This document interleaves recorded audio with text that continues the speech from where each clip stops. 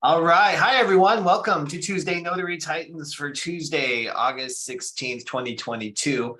My name is Bill Soroka, founder of Notary Business Builder and author of Sign and Thrive, How to Make Six Figures as a Mobile Notary and Loan Signing Agent. I love being here with you with my fabulous co-host, Laura Biewer. How's it going, Laura? Fabulous and improving. Great day today. Awesome. Well, it's great to have you here. It looks like you're nice and relaxed, even though I know that you have been so busy behind the scenes. At least it doesn't look like you're teaching today, huh? I'm not teaching today, but I've had a boatload of things to get done this morning. And I just slid in sideways just to be here at 12 o'clock. Yeah, same boat here. Love skidding in sideways. That's kind of how it rolls sometimes in this business. Guys, we've got a few announcements as we go through today's session. But I know a lot of you are super excited because we are going to announce the winner of the Raven Scanner a little later on in today's show. Remember, anybody who bought a ticket to Notary Symposium as of midnight last night is automatically entered into that drawing. And we're going to continue to do all kinds of little fun prizes and promos over the coming weeks about Notary Symposium. Because this year at Notary Symposium, put on by Laura Biewer and her team, it's a big deal this year, guys. Hal Elrod, the author of The Miracle Morning, is our keynote speaker and presenter. We've got other international speakers here to help us grow, become who we need to become to have that successful business that we need. You can go to notarysymposium.com to get your tickets there. Guys, TNT, time for you to get all your questions answered about your business, acquiring clients, strategies. Laura and I are here to help. Plus, it's a great opportunity to connect with each other, notaries all over the country in the chat. The way this works, the best way to work is to use the raise hand feature in Zoom. And then when we call on you, please tell us what state you're from. And then maybe give us a little bit of context on what your question's about. Jump right to your question. And then you can mute yourself out and allow Laura or myself to answer that question or ask you some more probing questions to find out what we need to know to help. All right, let's get in here, guys. Remember, right now, don't be shy. This is open to everyone. You can use the raise hand feature to have your questions answered. We're going to jump right into our first one here, though. It's Q-Pinned. Q-Pinned. Hi. Well, hi, my name is Quintus, and I live in New York. And I recently had an experience where I was assigned to notarize a loan package. And one of the documents was some type of, I think it was a Patriot Act. And it had on the wording Patriot Act, identity affidavit, and something else along the lines.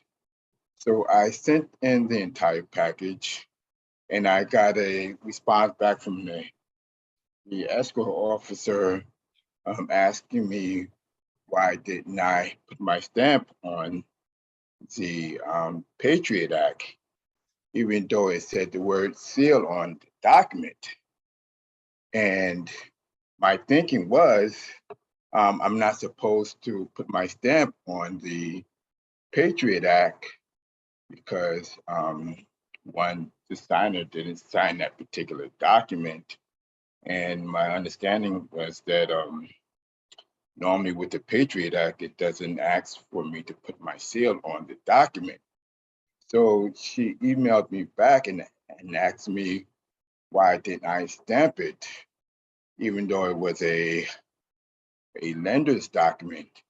I indicated that I'm not allowed to put my stamp on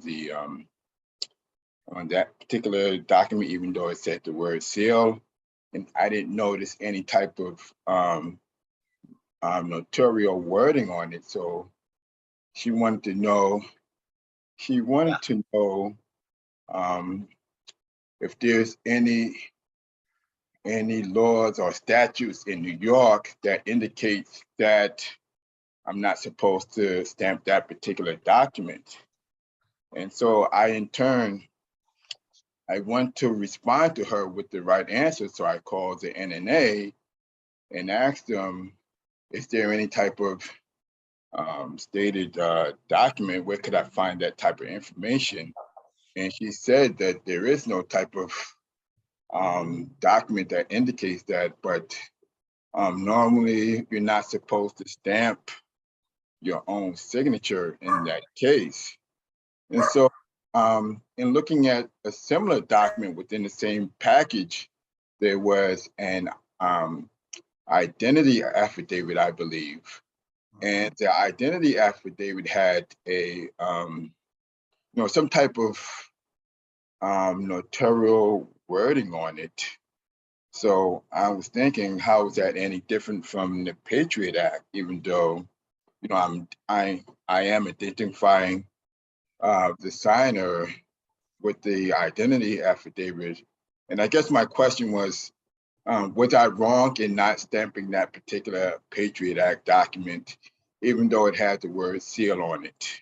Great question, Quintus, and I love it. It sounds like you have a really great understanding of what you can do. You picked up on some red flags there, and I'm going to pass this over to Laura real quick, but that word seal is old-fashioned for signature. It does not mean notarial seal in many cases. They sometimes use it the same, so it creates confusion. But in most cases, the Patriot Act is not notarized. And the fact that you were looking for notarial language, that's our cue that this is a notarial act that they're looking for. So I love that. And I'm going to pass this over to Laura to talk this through.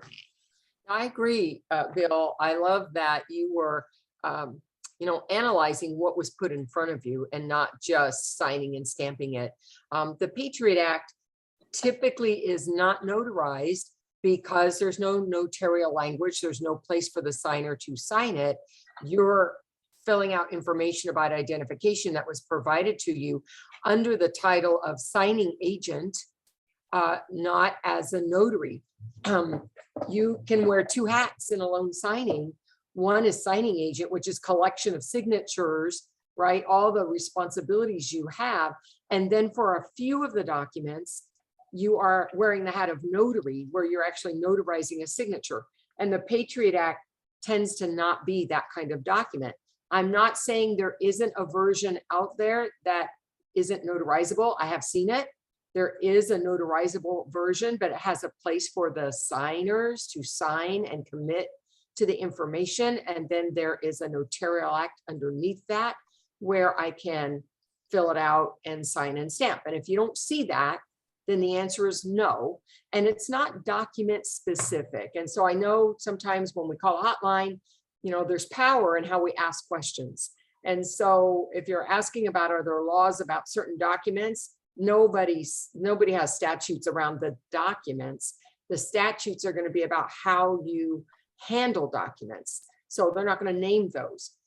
Instead, statutes are going to be around the appropriate use of your seal of office, which is when you're operating as a notary public and notarizing a signature, which is what you do in New York. Acknowledgements and jurats, you're notarizing signatures. You're not certifying the document's content. That's not what we're doing. And so that's why we cannot just sign and stamp a document with no notary wording, because now we're committing to document contents, and that's outside the scope of what we're authorized to do as notaries. So does that make sense to you? I guess, would I be wrong in a sense, like any other document that doesn't have notarial wording, would I be wrong in attaching a certificate to that same, Patriot Act if she wanted some type of stamp on it? So if they wanted it notarized, there would need to be a place for the signers to sign first. And then you could add a certificate as an attachment where the notary wording is. You still wouldn't put your seal on the document. It would be on your certificate, but you could not just attach a certificate, even if she told you what kind, if there's no place for the signers to sign the actual document. Right, but if doesn't matter what document it is. Right, but if I attached a blank certificate saying that would have been wrong.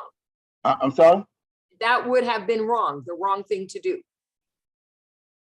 But how was that how is that any different than any other document that someone wants notarized when it doesn't necessarily have notarial wording, where you would ask the signer, how would they want the document notarized? The How is that difference, any Quintus, different? the difference is that they're signing a document and then you're asking what kind of notarial act to attach. In your case, you had a document with no place for signer signatures. Is that correct? That is correct, but I'm saying if I attach a blank certificate and ask the signer to sign the blank certificate and include an attachment with Yes, um, yes, you could do that. But Oh. really, the point is you're certifying the signer who appeared in front of you, right? And so they're signing to the contents of the document. As long as you have that, and they can tell you what kind of notarial act to add, absolutely you can, for any document. Yeah. Okay. So, I mean, I guess in that, if I refuse in that instance not to sign the document like the escrow officer wanted me, could I be reprimanded in any way, or they could just not use me as a notary, I guess in the future? Would that affect my, I don't know, my role as a notary in getting any future signings from that? Or I wouldn't really know whether or not, because I didn't notarize that particular document. So I think you or- answered your question in 3 different ways. One is you won't know. The other one is we can't control what signing services do or don't do in terms of choosing us because we're following the law and that's not what they want. So yeah, could it have impact? But here's what I'll tell you. If it did, I wouldn't want to work for a company who insists that I do something that is not compliant with the law as I know it, because the $100 or whatever it is you get for that particular assignment is not what it's about. It's about your career of being a notary and the future of being a notary, which is much bigger than this one assignment. All right. Quintus, I think that's a really great question. Also, this sounds to me like there's an opportunity for education here. Sometimes it works, sometimes it doesn't, right? But if that escrow officer thinks the word seal means that it needs your notary stamp, I think there's an opportunity to just say, you know, this is common, an old English way of asking for a signature. The Patriot Act form is not typically notarized. There's no notarial language in New York. We have to have a notarial act to go along with the certificate, and give them options. So should like demonstrate your expertise, just like Laura said, like, here's what we can do. I can go back out to the signer if you would like that notarized, and here's how I can make that happen. Okay. I guess in that example with the document, unfortunately, I don't have a copy of the document on that, but it did have the word seal twice on that particular document with it said printed name and seal of the officer. So Right. along with the seal of the stamp. So the expectation was for me to put my stamp where the area for the word seal, as well as sign my name and print my name and include my my title. I got you, Quintus. So guess the creators of these documents do that to us quite often. The lender or the title company will create a document. I've got a regular client who still insists on doing it, and they want the notary to essentially seal their own signature, notarize their own signature. It can't be done. So you did right by recognizing that in the first place, because I'll tell you that probably Laura, would you say 70% of notaries just do it anyway? Now, a lot of notaries do fold and just do it because they're afraid they're not going to get another job. They're going to be blackballed. And in fact, a lot of times the people who create the documents or send us out on the jobs don't know notary law. They don't really even understand what it is we're doing. So they ask us for things that they think are perfectly reasonable to do, and they don't get why it's not. And so then it's our job to not just say no, but as Bill said, to help them understand why this is not working for me to be compliant. Here's what I can do if there is an option to do something. Here's what I can do under these conditions, but not under the conditions you've given me. And then we need to stand firm because we're people of integrity and you don't want to be out of integrity with your office. Yeah, so I love that, Laura. And really, Quintus, I think you demonstrated this. You're looking for a way to yes, you're scrambling for a way to help get this escrow officer what she wants, but also stay in integrity with it. And I think that is a perfect demonstration of what we do. We don't want to just say no and be obstructionist. We don't want to, there's some people who take pride in saying no and like destroying an opportunity here. You're not doing that. You're trying to get her what she wants. And I think there could be some workarounds, and that's where that education piece comes in. Thank you so much for bringing that to us, Quintus. Oh, thank you, Bill and Laura. Thank you. All right. Have a great Tuesday. You too. Thank you. Thank you. Now, Michelle, is the Michelle with her raised hand the same Michelle that didn't find the raised hand button earlier in chat? Or different Michelle? No, it was me. Okay, great. Michelle, would bring you up. Thanks for being here. Oh, I'm so happy to have this. So I set my clock so I'm sure not to miss it, because last week I fell asleep 15 minutes beforehand and I missed the first 10 minutes and I felt so lost. But what I was wanting to know is last week you were talking about something, or maybe it was in your book, I don't remember which, I think it was last week.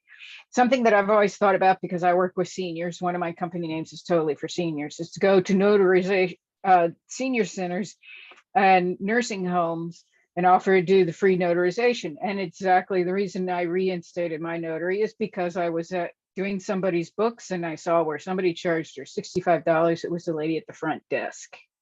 She should have been charged no more than $5. So that's why I became a notary again. So what I'm wondering is, how are you getting these appointments? Because I'm not getting phone calls back.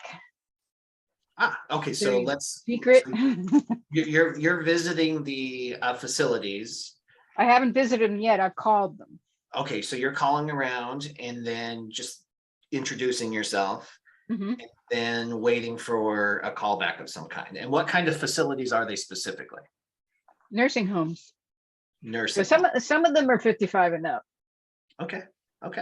Great. Laura, I know this is something that you and I love talking about. What would you offer Michelle right now? First of all, I would really like to be even more specific than your answer.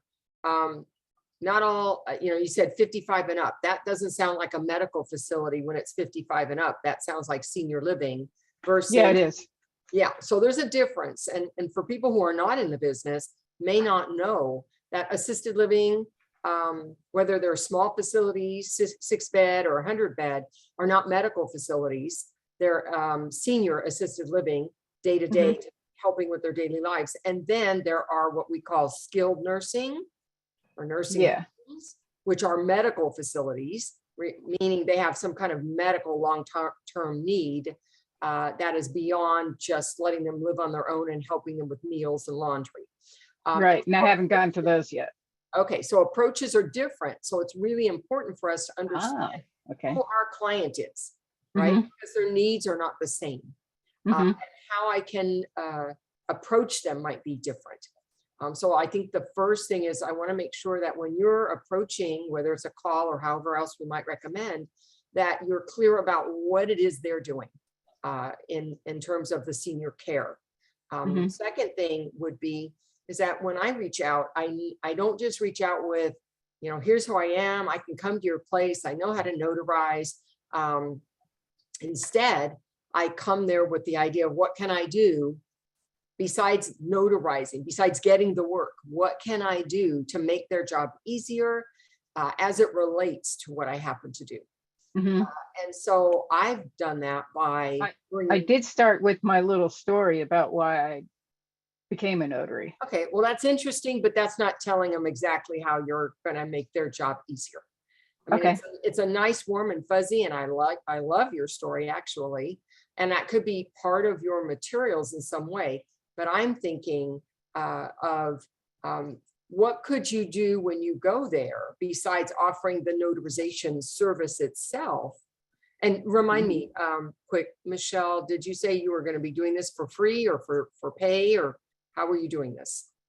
When I go for the hour or 2 hours or whatever it is, it's free. Okay, so you want to go there and have a place where anybody who needs notarization while you're there, you would provide it for free. Correct. Yeah. Beautiful, And then beautiful. if I'm there on an appointment with the client, because I'm a daily money manager, then anybody that comes to me for notarization at that time, it's free. Okay, So- so you might want to help them understand how it is you're planning to help them. Because Mhm. they're probably being approached by a lot of different notaries, and they're probably not free. So one is you're looking to offer a service to their clients right there at their place, and you're offering to do it at no cost.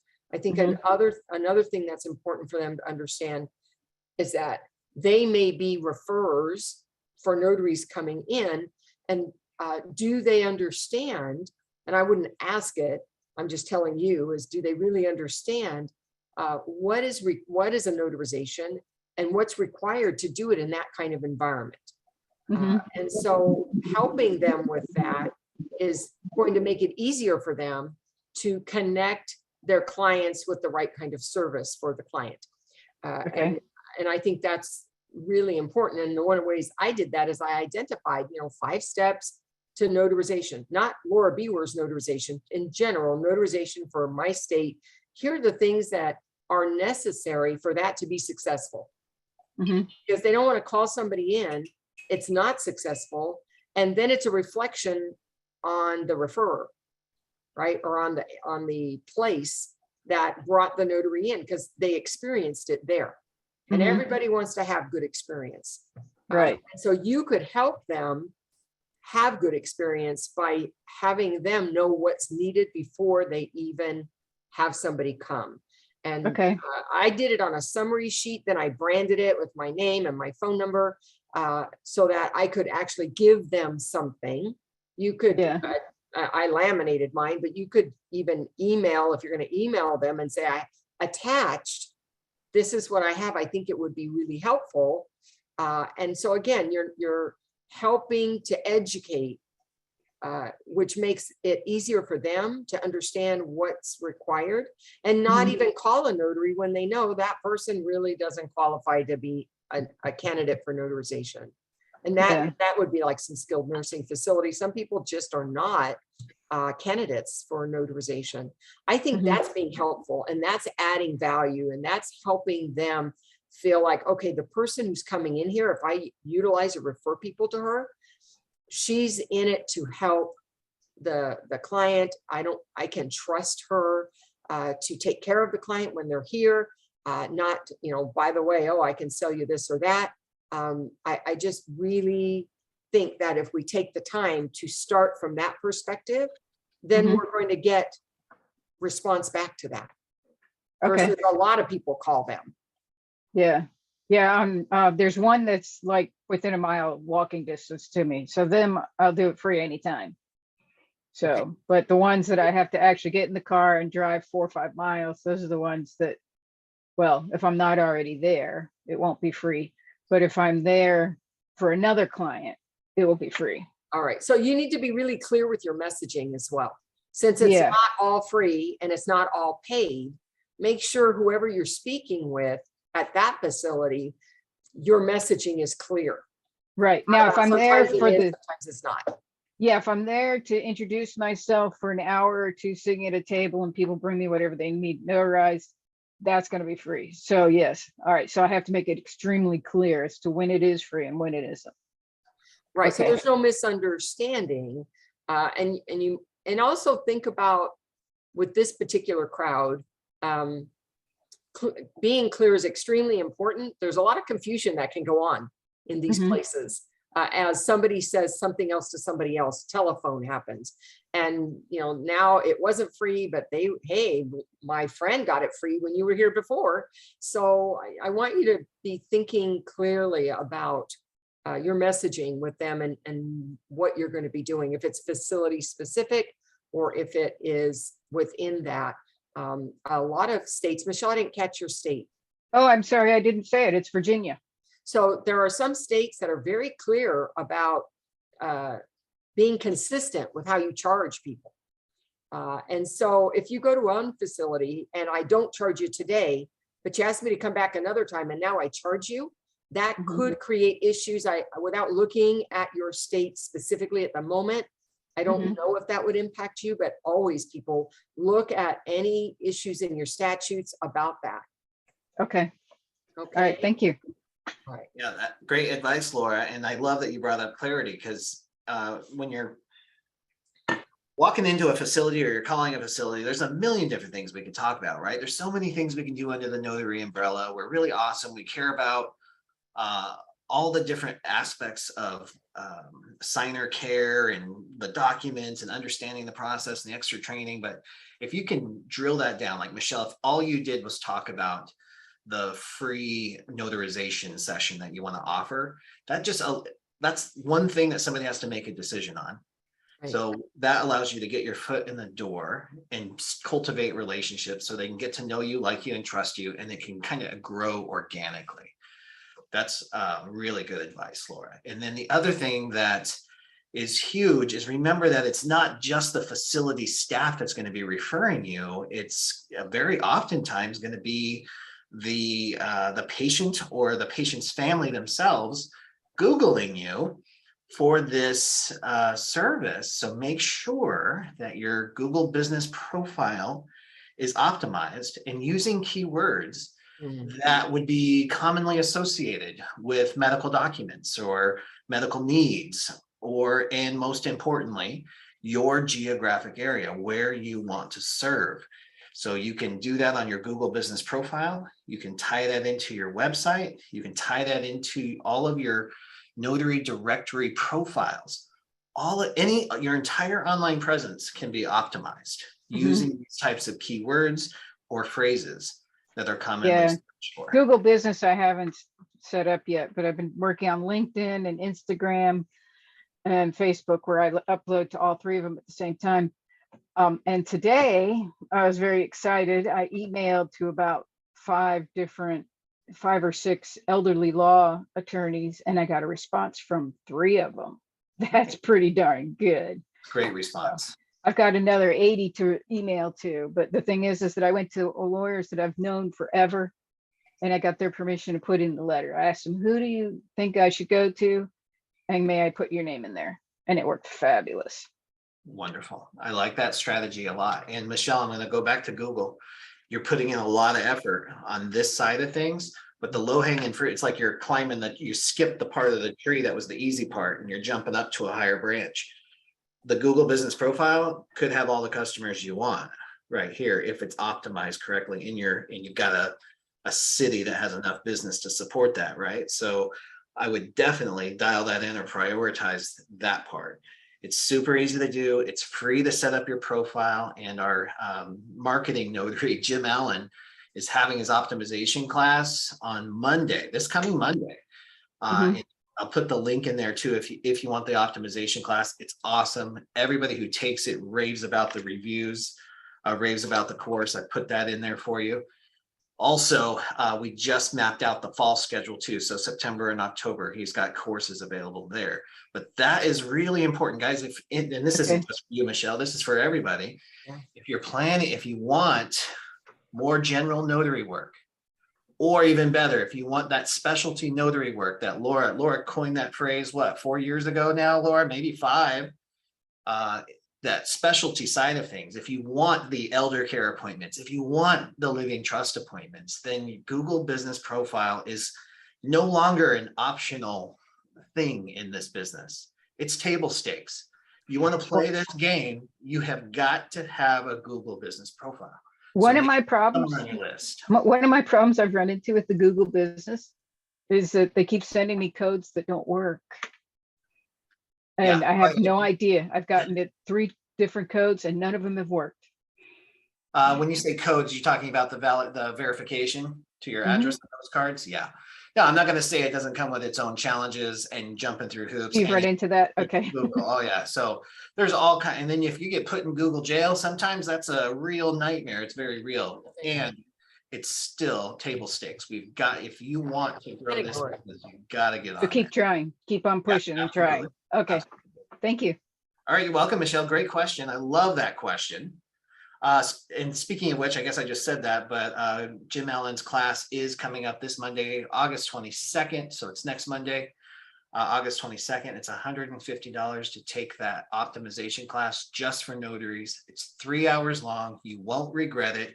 He will walk you through step by step on adding your services, menu items, the keywords and phrases, photos, all that good stuff. You can go to notarycoach.com/courses. I put a link to his website right on there, so you can choose the date that works for you. All right, let's Laura, when do you want to raffle off the Raven scanner? We want to do that in 15 minutes or so, or Yeah, we're close to 200 people right now. And we're halfway through. So Yeah. do we want to do that? And plus, are we ready for the next real world announcement?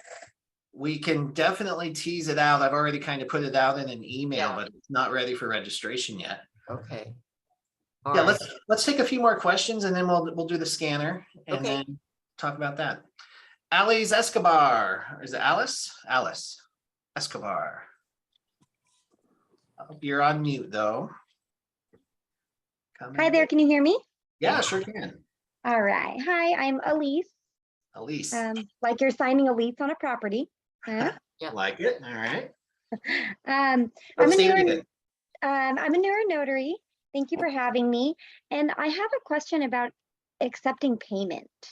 Again, I'm super new. I've only ever done a few special notary work. So I have, for the first like 3 of them, cash was fine, but I was kind of weary about how to document that and how to appropriately account for it. And then a couple people asked if they could Venmo, and I did that 3 times, and then I realized that's probably not a good idea. So I'm just curious how to navigate accepting payments. Yeah. If personal checks might be a little risky, if there's another What's a personal suggestion that check? you might have, I'm all ears. Yeah, Elise, thank you so much. And tell us what state you're into. Oh, I'm so sorry. I'm in California. In California, all right. Laura, for specialty notary work, how do you like to take payment? So I accept cash, and I have a receipt book that delineates Oh. services. NNA has one set up for notaries, and you might start with that. And then I moved on and designed my own. Mhm. But a lot of the basics were taken right from that particular receipt book. And so it's the carbonless where they get the white slip, I keep the yellow slip. Perfect. And so, and no matter what the form of payment is, whether it's credit card or a business check or cash, I always give them a receipt because they're serialized, and I have been audited in the past by the IRS. And that was one of the things that they said, do you take cash? Yes. And once they found out I did accept cash, they're like, how do you track that? They're all Yeah. over. So that I showed them my books and how they were serialized. They're like, okay. So they understood that I understand how to track all forms of payment. So that's the first thing. I rarely take personal checks, although I have on occasion, but I do Mhm. accept business checks.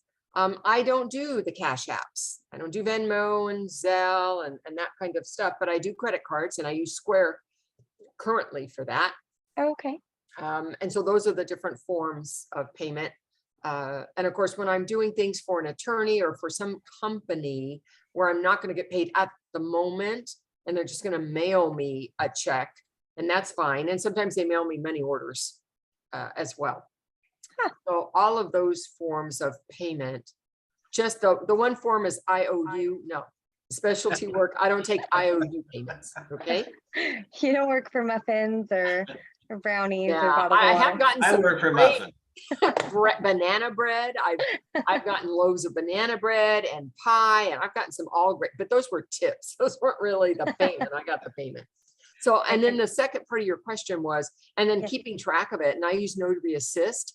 Love a Notary Assist because it's easy. And now they have the app where you can just put that stuff in there. They actually can generate receipts, I believe, as well. I don't happen to use that part of it.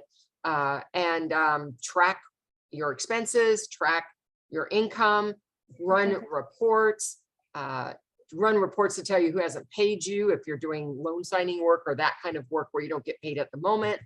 Yeah, and so that's how I take care of it. Bill? That's fantastic. I love that. And one thing, I use Square for the notary side of things and it served me pretty well. I will take a Zelle though, because the money goes straight into my business account. In Venmo, you can set up a business account too, as long as the money goes to the right place, right? You don't want to be taking Venmo and it goes to your personal account and you don't want that commingling. Right. As long as everything goes into your what you've identified as your business account, right? It doesn't have to be a business bank account. It just has to be your business bank account. So it's separate. From a consumer perspective, I really appreciate having options. I don't like it when I've got to go in, they got to send me an invoice and I got to handwrite a check or some other one way that is, if it's inconvenient. I like the guys that are like Venmo, Zelle, Cash at me. They got everything I just choose the one that works for me. So Yeah. think of that from a convenience standpoint. I know certain things will have fees associated with it and you want to be cognizant of that, but you don't want to lose deals because you don't have ways for your customers to pay easily. Right. I recently saw, the reason I was asking about the Venmo is I had accepted it the 3 times and I was talking to another friend and they're like, you know that you're getting double taxed by doing that. And so I looked into it and you get a tax, from Venmo and then you're paying taxes on it as well. So it just seemed like not the greatest option exclusively, but I do appreciate your point of giving the option to people. I'd rather keep the client and build the relationship and maybe get taxed twice on that instead of just flat out saying no and not getting the job in general. Yeah, interesting. And if that's the case, I want to look into that too, right? Yeah. Double taxation seems weird to me, but maybe there's I'll talk to my tax guy. That'd be great. Yeah. All right. Well, I appreciate you both so much. Thank you. Yeah, Elise, thank you so much for being here. All right, great. Laura, do we want to tease out the next Let's world? go ahead. So first of all, it was great response. I think you guys must be knowing about this Raven scanner because you guys jumped on it. There are other people outside of this call who also jumped on it.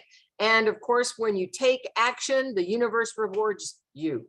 So for those of you who bought tickets, you're getting rewarded regardless because you are now part of an incredible event that's going to be happening in November and you've got your seat and you're going to have your welcome box and you don't have to worry about it anymore. You took the action and now you're already a part of it. One of you, however, or at least I should say one of the people who bought tickets, she may or may not be on this call, happened to be the person who won the Raven scanner. So the Raven scanner, by the way, is the Pro, and I don't know if you've gone on the raven.com to check out the different ones. Bill, is that the one you have? The Pro? Yeah, I'm doing the Document Pro. It's the same one I have, guys. So it's the one that retails on Amazon for about $600. And it's, I know I said I was a fan of the Brother scanners and I've used a Brother scanner since I started this business, but I am now a Raven fan because this thing, it has this huge panel screen that I can see without putting my glasses on. It's easy to navigate. It's real easy to scan to my Raven Cloud account or to directly to an email account or to some other type of device. So I'm really enjoying it and I hope you will too.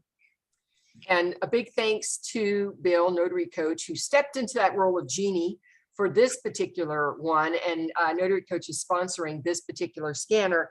And the winner, well, first of all, let me say the winner's out of Idaho. Oh. No, that's not a big enough hint. Okay, so the winner is out of Boise, Idaho. Oh my. And this person, her name is Eugenia Schoenheinz. So if you're on the call, great. But if you're not on the call, you will be contacted shortly, and we will be making arrangements to have that scanner sent to you, Eugenia. So thank you all for participating and supporting what I really believe is an important event where we have a chance to expand our skill and knowledge beyond the service that we provide. Well, just a little background music to celebrate. To celebrate. I love that. So, And Laura, the only thing I'm disappointed at is that I can't spell that name at all. So I'm going to have you. I know, yeah, I'll send that to you. Yeah, So thank you so nice. much. And I'll order that on Amazon and have that shipped directly to her. Yeah. We'll drop it right on Congratulations. over. And we are going to, please, if you haven't bought a ticket, buy a ticket, because guess what? There'll be another incentive coming for that cutoff now today into another cutoff. So don't feel like you're left out. You're not. Go ahead and take the action. Remember, you're rewarded either way. And so that is our exciting announcement about the scanner for Notary Symposium. Thank you, Bill, for giving me a chance to share about that. And oh, thank you, Carrie. She's going to email you all the Yeah, info, perfect. Bill. So that's great. And then, okay, we'll put out, we're not going to put out a teaser exactly. We're going to say where Real World is going at the end of this month. You just can't get off this call and register at this moment, but get ready. Leave the date. So it's going to be Virginia. Virginia is next on the list. And that will be, let's see, is that August 27th? Is that the August last Saturday? 27th. Yep. And that's going to be 7 a.m. my time, which should be 10 a.m. Virginia time. And if you're interested, go to where they need to go, coachmelora.com/VA. It's not ready yet, but it Not will ready. be very soon. Yeah. But Yeah. just save the date, August 27th, 10 a.m. Just Eastern. putting it time. out into the universe right now. Yeah. And if you're interested in getting a ticket to Notary Symposium, just visit notarysymposium.com. Guys, the lineup of speakers is absolutely amazing. Like I mentioned in the beginning of the call, Hal Elrod, author of The Miracle Morning, guy I credit with absolutely saving my life and definitely this business. He is the reason that I'm here and I've been able to meet all of you because I implemented the practices from that book. He'll be our keynote speaker at that event on November 12th. It's a Saturday. Hopefully you can make it. It's all online. All right, Tammy from Arizona. Great to see you. Tammy, you want to unmute? I know you're in Arizona, so you can skip that part and tell us what's happening. Hello, can you hear me? Yeah, sure can. I'm not on my car Bluetooth this time, so I don't have to mess with that. So 2 questions. I think I can, but I want to ask a separate question that just came in. I just got an email from somebody. It says nationwidemsi.com. Subject line says AZ data collectors. It says, hi, we found your information on Notary Rotary website and wanted to invite you to be part of our nationwide network of data collectors. How do we identify when are these bogus emails or if they're legit, since he mentioned the Notary Rotary? So that could literally be anybody in the world. So that's not necessarily a qualifier, right? I haven't heard of data collections. Gloria says she just got that email too. So what they're doing is they're scraping that data. Yeah. That just means they're going through and they're pulling everybody's email out. They've probably got a form email that they're sending out. I don't know what data collection is. Have you heard of this, Laura? No, and like you said, it could be anybody and they could be legit, but even if they are, we don't know anything about them. I would do research on them to even see if they are. And even if they are, maybe they're at the very beginning and they're just throwing people in a database. Is there anything that says you got to pay to play? That's what I was looking for too, and I don't see anything about that. And they gave me a couple links to click on for more information. This is for, it looks like some type of property inspection. It's saying to take like exterior and interior photos. Gotcha. They give like a fee for flat fee, what the inspections are. They said they provide training and stuff, and then they gave a couple links to check it out. Says if you're not interested, just reply not interested and we'll remove you. So before you click any links, I would take copy the title of that company, put it into Google, see if you can actually go to their website, like do some due diligence on it, just so you can avoid some hits later. And so, and I don't want Laura to cringe on this one, but I can't wrap my brain around, and this is new for Arizona, but the signature witnessing, what is the dang difference? Like, really down to the difference between just signature witnessing and an acknowledgement, because an acknowledgement, you're acknowledging their signature and their identity. So what is the difference to the signature witnessing? Well, it's a great question because they're very similar. So there are 2 big differences. One is that in the acknowledgement, you may or may not see them sign it because it's about them telling you they signed it. In signature witnessing, you must witness the signature. And we know exactly when they signed it because it's the date you did the signature witnessing. And so they're trying to specify the exact date of signature.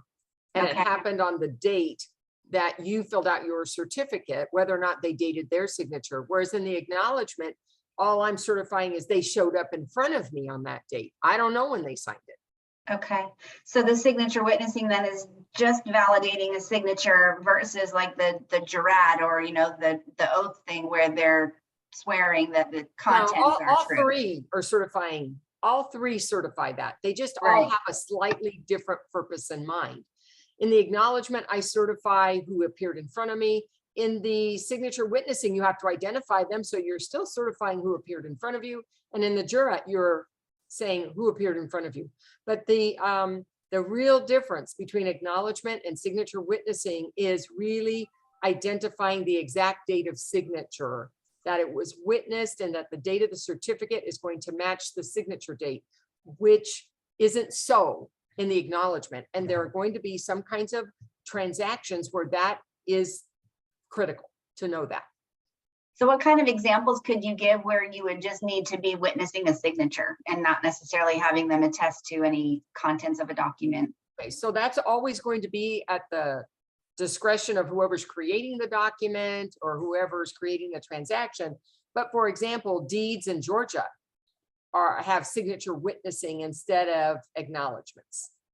I've just been racking my brain for the last 2 days because I just got my first Georgia transaction and she gave me like 2 different certificate things. And I've been going crazy and consulting everybody under the sun on how to move forward with this because yeah, they've got, looks like a signature witness page and then their witness. And then she actually gave me a second loose certificate, which is like an Arizona acknowledgement. So I'm like, what do I do with You the, can do both. You can perform more than one notarial act on the same signature. But remember, Tammy, that wasn't the issue. So don't get, the issue was where they put the witness signature in your certificate. So that's why that got, yeah, because the way that this was drafted is it's my buyer's signatures and then it's their signature witnessing verbiage and then the witness signature and then my notary signature. Mhm. Okay, and so what was your issue? does that sound legit, Laura? They Well, can it doesn't, stick it doesn't, witness doesn't- signature anywhere.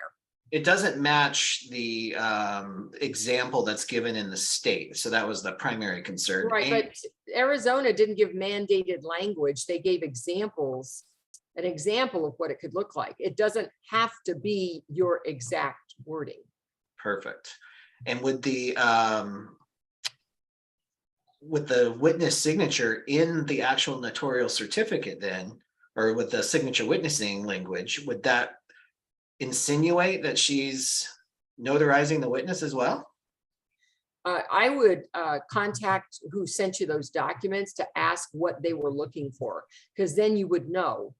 The way you have it laid out, it looks like you want me to notarize the signature of the witness, but I would tell you, no, they don't. They want the principal signer.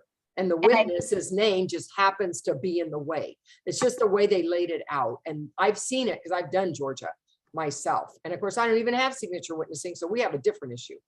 But I know how they lay it out, and it does make it look that way. But what they're looking for is the principal to have theirs. And the witness's signature line is just happens to be there. So I did talk with her, and I don't know if it was the actual attorney or the legal secretary or whom I was speaking to, but she was telling me that she wants me to notarize, you know, both of the pages, both of those sections, even though she says, well, you're not notarizing the witness, you're just notarizing, you know, the buyers, but Okay, that's fine. the witness is like in the way, but it doesn't matter. Well, it doesn't matter. That's just where they laid it out. It's inconvenient and it's confusing.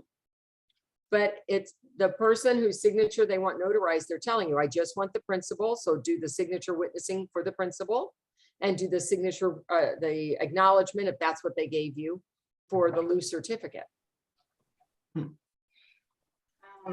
Okay, because I thought I A lot had, of states that don't lay out their certificates, I shouldn't say the states, but the creator of the documents in those states lay out the notary wording, and they'll move the venue to the top, and they'll put the witness in the wrong spot. They lay things out, in my opinion, incorrectly, but not necessarily, that's just my opinion. We need to get to the basics of what's the notarization, what are they asking me to do? And they're asking me to do it for the signature of the principal.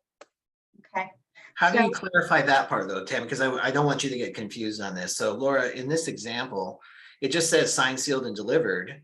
And then it has the witness signature underneath, Mhm. and then it has the notary signature. So let's say in 10 years that gets disputed. How does somebody look at that notarial certificate and say, oh, only the signers were, because the signers aren't specified in the certificate, right? It just says signed, sealed, and Right, delivered. they're not specified in that certificate. except for she did give me a separate loose certificate to Just for the other identify one. for the signers. Right. So can I do both, notarize both of those? Absolutely, certificates? you can. Is the other one well, let me take that back. Is the other one a different notarial act? Well, only because the first one is more of a signature witnessing, and then the other one, the loose leaf certificate she provided is as an acknowledgement. Okay, so that's two different notarial acts. You are able to do both. You may Okay. notarize signatures more than one way in the same document. Okay.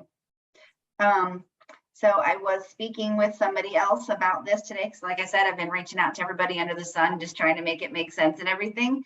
And they were suggesting that, because even in our handbook, they forgot to add the signature witnessing into our handbook and everything.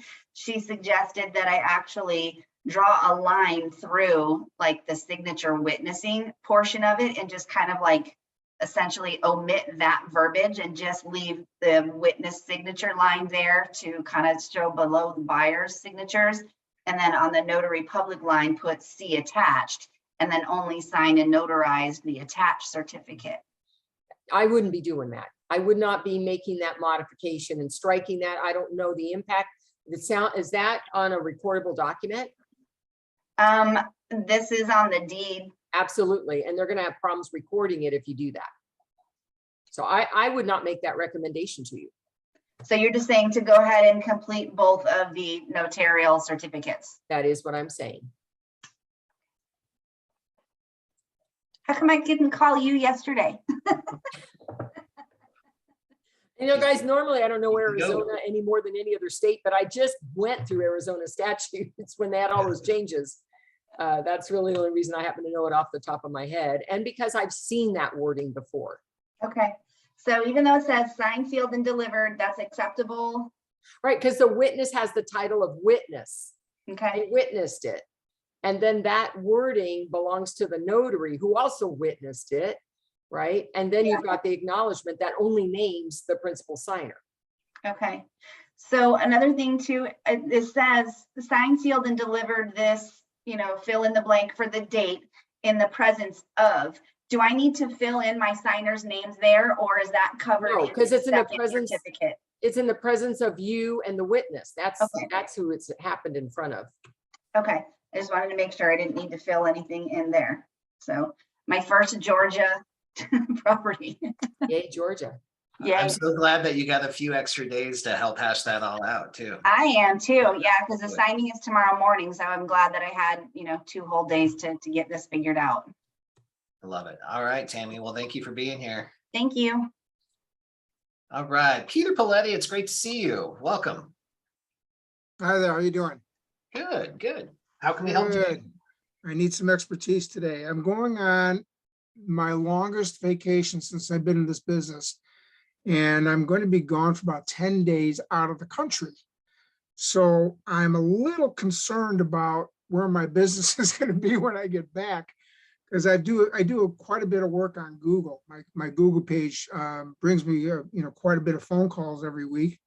So I'd like to find out, is there anything I can do or should do to limit the damage of me not being there to answer the phone? Yeah, great question, Peter. quick question before we get some perspective from Laura and me. The phone number that you're using, is it Google is it a Google Voice number or otherwise, or is it direct to your cell phone? It was, I used to have a Google Voice number and I changed it to my cell number, and I just answer my phone all the time. Okay. All right. And will you have access to your phone while you're on vacation out of the country? Will it still ring? I don't know if it will or not. I don't think so. Okay. All right. Thank you. So I think you could do a couple different things. First, Google Business Profile has a out of office option, so you can let the public know that you are closed. That would be one way to do it. Not necessarily the best option, right? But that would be recommended so you don't disappoint people who are looking for you, and it may not affect your rankings. And then without call forwarding, like on Google Voice, one of the cool things about having a Google Voice or one of those VoIP solutions is that you can forward the phone number to somebody else's. So if you had another notary in the area, you could forward all the calls to that notary while you were gone and still be able to service those customers. Yeah. Without that, that would be a little more of a challenge, of course. Laura, what recommendations do you have? Well, it sounds like he's pretty limited. If you don't know if your phone's going to ring or not, I mean, I would have a voicemail that then addressed, here's how you could be served in my absence, and just tell them, who are you referring them to? If the phone doesn't connect to your phone, if their call doesn't connect to your phone, I don't know if they'll get the voicemail. But that would be another way for them to know you're not able to serve them at the moment. However, you have colleagues who are available, and here's the name and number of those colleagues, which is my option. That's what I do whenever I'm not in the area that I can serve my clients. Great suggestion on the voicemail. And then with direct clients, Peter, I would definitely have a conversation with them and let them know that you're going to be out of the country. And if you have a trusted relationship, I would definitely still try to be a resource to those clients and say, hey, Mary's going to fill in for me while I'm gone if you need me. What I found when I do that is they usually don't call the people that I refer them to, but it is a great way to have that conversation, and they know that I care about them so much that I put them in touch with a solution. So I'm not just bailing on it. I agree. You think that a 10-day window, I'll be gone for 10 days, is that going to damage the ranking, or is it going to affect the ranking in that short period of time? In the grand scheme of things, I would think not, especially if you adjust the hours. Because more than the rankings, it's going to be frustrated customers that give you a negative review because they've been trying to call you all week and you're not responding, or you never know what it could be, right? Yeah. So some sort of indicator that just says that you're out of the office. I doubt in the grand scheme of things that 10 days is going to make that big of a difference. And I will say too, guys, I clung to this business for so long because money's attached to every ring of the phone, every ding, right? So I used to be so nervous. I wouldn't take vacations, or if I did, I was always working anyway, answering the calls, scheduling things. So it is really stressful. But what I learned is it's not that bad. The world keeps going. Yeah. Your clients that loved you when you were in their office love you when you're on vacation too. It might be, and I don't want to stress about it. I just want to go and enjoy myself. So. And that's the key, is I think you do everything you can to set it up right and to give yourself that peace of mind, and then just go own the decision and let go. Yeah. Right. Hey, Okay. Bill, can I interject here for a second? Yeah, what do you got, Cammie? So when I first started a year ago, I was super sick in July for the whole month.